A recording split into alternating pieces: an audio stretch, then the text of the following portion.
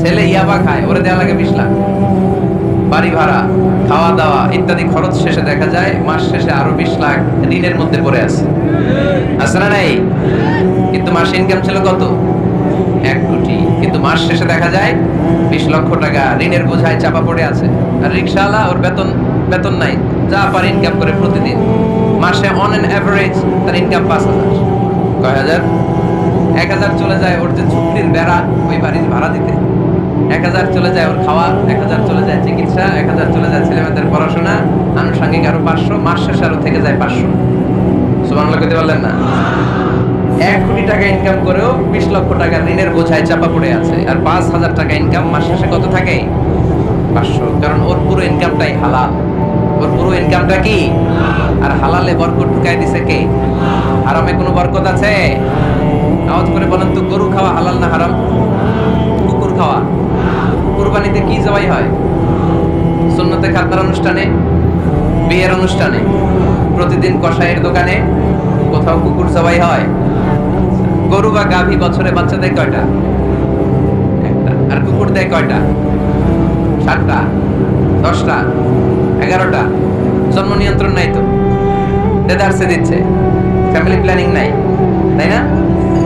আচ্ছা, তো দেখেন, গরু বাচ্চা দিল কম, কুকুর বাচ্চা দিল বেশি।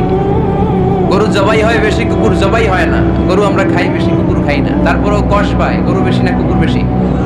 আওয়াজ করে বলতে হবে, গরু না কুকুর? কারণ গরু খাওয়া হালাল, আর হালালে বরকত ঢুকাই দিছে কে? এই জন্য তার ডিসিশন ইজ ইয়োর, সিদ্ধান্ত আপনার। কই যাবেন, ডানে না বায়ে? হালালের সাথে না হারামের সাথে? হালালটা হচ্ছে পরিবেশ বান্ধব। হালালটা কি? Eco friendly. এটা পরিবেশ বান্ধব, এটা স্বাস্থ্যকর, এটা রুচিসম্মত, এটার মধ্যে কোনো ঝামেলা নাই, এটাতে কোনো ভেজাল নাই। হালালে থাকলেই লাভ, যদিও অল্প। সুবহানাল্লাহ পড়েন। এজন্য রব্বুল আলামিন বলেন, ইয়া আইয়ুহান নাসু কুলু মিম্মা ফিল আরদি হালালান তাইয়্যিবা ওয়া লা তাত্তাবি'উ খুতুওয়াতিশ শাইতান ইন্নাহু লাকুম আদুউম মুবিন। ওহে মানুষেরা, শোনো শোনো, এই জমিনের ভেতরে যেটাকে আমি হালাল করেছি, যেটাকে আমি পবিত্র করেছি, ওইটা খাও, ওইটা গ্রহণ করো। হারাম খেও না, হারাম অর্জন করো না, হারামের কাছেও যেও না। শয়তানের পদাঙ্ক অনুসরণ করো না। জেনে রেখো, শয়তান হলো তোমাদের প্রকাশ্য দুশমন। ঠিক কিনা? আদুউম মুবিন। শয়তান আমাদের প্রকাশ্য দুশমন। সে হারামকে আমাদের কাছে চাকচিক্যময় করে তুলে। সে বুঝাতে চায় হারামের মধ্যে আরাম। আসলে হারামে আরাম আছে, হালালের মধ্যে বরকত। এজন্য আমরা সবসময় হালাল অবলম্বন করবো। রাজি আছেন তো? কিন্তু আমরা যদি আমাদেরকে প্রশ্ন করি, আমাদের ব্যবসায়, আমাদের চাকরিতে, আমাদের লাইফ লিডিং সিস্টেমে আমরা কি শুধু হালাল খাই? কি খাই? হালালও খাই, সুযোগ পাইলে একটু যদি পাই অমনি ধরে খাপুস ঘুপুস। সুযোগ পাইলেই কি খাপুস ঘুপুস?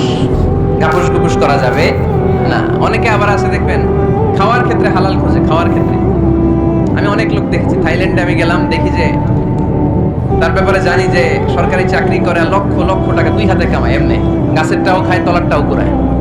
আছে না নাই? তো ইচ্ছে মতো ডানে বাই ইনকাম করে, হালাল হারাম দুইটাই খায়। কিন্তু থাইল্যান্ডে যে হালাল খাবার খুঁজতেছে, কি খুঁজতেছে? ওখানে যে জিজ্ঞেস করে যে এই দোকানে কি পর্ক আছে? পর্ক থাকলে খাবো না। পর্ক মানে হচ্ছে শুকরের চর্বি। শুকরের গোশত বা চর্বি মেশানো কোনো খাবার উনি খাবে না, কারণ এটা হারাম। আর ফুডসে খায়, এটা খুব হালাল। এরকম টাকায় আছে না নাই? তাহলে আমাদের মুসলমানদের সবচেয়ে বড় সমস্যা হচ্ছে আমরা খাওয়ার ক্ষেত্রে হালাল খুঁজি, কিন্তু ইনকামের ক্ষেত্রে ওই জিনিসটা খুঁজি না। এরকম আছে না নাই? Your food should be halal, your drinks should be halal, your income should be halal, your dress up, your fashion should be halal, and your entertainment should be halal. আপনার পোশাক হতে হবে হালাল, আপনার খাদ্য হতে হবে হালাল, আপনার উপার্জন হতে হবে হালাল, আপনি যে বিনোদন করছেন এই বিনোদনটাও হতে হবে হালাল। চিল্লায় বলেন ঠিক কিনা? হালাল বিনোদন লাগবে, হালাল ড্রেস আপ লাগবে। ছেলেরা কি স্বর্ণ পড়তে পারবে? ছেলেরা কি সিল্কের জামা পড়তে পারবে? আমরা সিল্কের জামা পড়ি না, এটা আমাদের জন্য হারাম করেছে কে? ছেলেরা জুয়েলারি পড়তে পারবে? গলায় চেন পড়তে পারবে? হাতে ব্রেসলেট দিতে পারবে? আছে না নাই? এখানে অনেকের আছে না নাই? দেয়া যাবে? অনেক ছেলে দেখবেন আবার কানের মধ্যে ছিদ্র করে। কসবায় মাশাআল্লাহ এগুলা নাই। আমি বাসায় দেওয়ার জন্য কইলাম নাই, আবার ওরা কয় আছে। আছে আছে না, এগুলো করা যাবে। দাড়িতে চুলে কালো রং দেয়া যাবে, এটা ধোঁকাবাজি। এটা কি? মান গাশশানা ফালাইসা মিন্না। আল্লাহর হাবিব সাল্লাল্লাহু আলাইহি ওয়াসাল্লাম বললেন, the person who deceives us, he is not among us। যে আমাদেরকে ধোঁকা দেয়, সে কখনো আমার উম্মত হতে পারে। মদিনার খেজুরের বাজার ভিজিট করতে গেলেন আল্লাহর হাবিব সাল্লাল্লাহু আলাইহি ওয়াসাল্লাম, অডিট করতে গেলেন। যে খেজুরের স্তূপের ভেতরে আল্লাহর হাবিব সাল্লাল্লাহু আলাইহি ওয়াসাল্লাম হাত ঢুকায় দিলেন, ঢুকায় দিয়ে দেখলেন ভিতরে পানি, উপরে শুকনা খেজুর, ভিতরে ভিজা খেজুর। আল্লাহর হাবিব সাল্লাল্লাহু আলাইহি ওয়াসাল্লাম বললেন, ঘটনা কি? ভিজা কেন? ব্যবসায়ী বলতেছে, বৃষ্টি হয়েছিল। কি হয়েছিল? তো বৃষ্টি হইলে তো তার নমুনা সব জায়গায় থাকবে। তখন আল্লাহর হাবিব সাল্লাল্লাহু আলাইহি ওয়াসাল্লাম দাঁড়িয়ে বলেছিলেন, খবরদার, মান গাশশানা ফালাইসা মিন্না। যে আমাদেরকে ধোঁকা দেয়, সে আমাদের দলভুক্ত হতে পারে না। এজন্য আমরা যেন কাউরে ধোঁকা না দেই, আমরা যেন হারামের সাথে সম্পর্ক জুড়ে না দেই। আমাদের সম্পর্ক হবে হালালের সাথে। চিল্লায় বলতে হবে কিসের সাথে?